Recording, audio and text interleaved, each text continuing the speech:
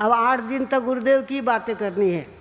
तो गुरुदेव के पास हम जाते थे तो गुरुदेव सोए सोए बातें करते थे, बातें करते, हम बातें करते थे, वो बातें करते थे। तो गुरुदेव के चेले वहाँ से आते और कहते महाराज साहब टाइम हो गए है, आप विश्रांति रो समय हो गए है, अबे सती जी आप पधारो। इस तरह से बोलते थे।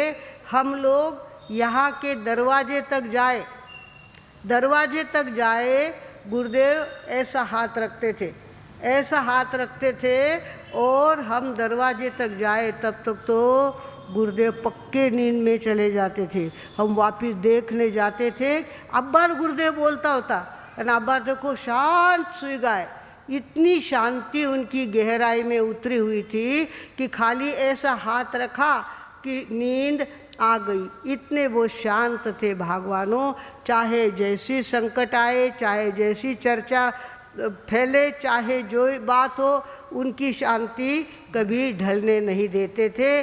गीता में कहा है स्थिरावला समाधित स्थित प्रज्ञ कसा से, कृष्णा सांग कसा बोले, कसा चाले फिरे कसा। इस तरह से कौन प्रश्न पूछ रहा है? अर्जुन। कृष्ण को अर्जुन प्रश्न पूछ रहा है समाधि में स्थिर होने का मतलब क्या होता है, वो कैसे चलता है, कैसे फिरता है, कैसे बोलता है। तो उसके उत्तर में भगवान कृष्ण ने कहा कामना अंतरातील सोडूनी जो, कामना अंतरातील सर्व सोडूनी जो सये, आत्म्यातची असे तुष्ट तो स्थित प्रज्ञ बोलिला, तो स्थित प्रज्ञ बोलिला। क्या कहा? कामना अंतरातील सर्व सोडूनी जो सोए, अंतर की कामना, उनको कुछ नहीं चाहिए। जिसको कुछ नहीं चाहिए वो बादशाह का बादशाह होता है। चाह गई चिलता गई, दिल हुआ बेपरवाह, जिसको कुछ नहीं चाहिए वो है शाहनशाह। बादशाहों का बादशाह कौन होता है? जिसको कुछ नहीं चाहिए।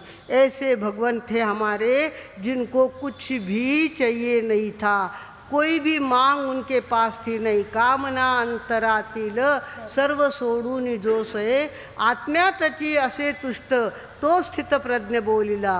वो स्थित प्रज्ञ होता है, वो सामायिक की साधना करने वाला होता है, वो शांति की साधना करने वाला होता है।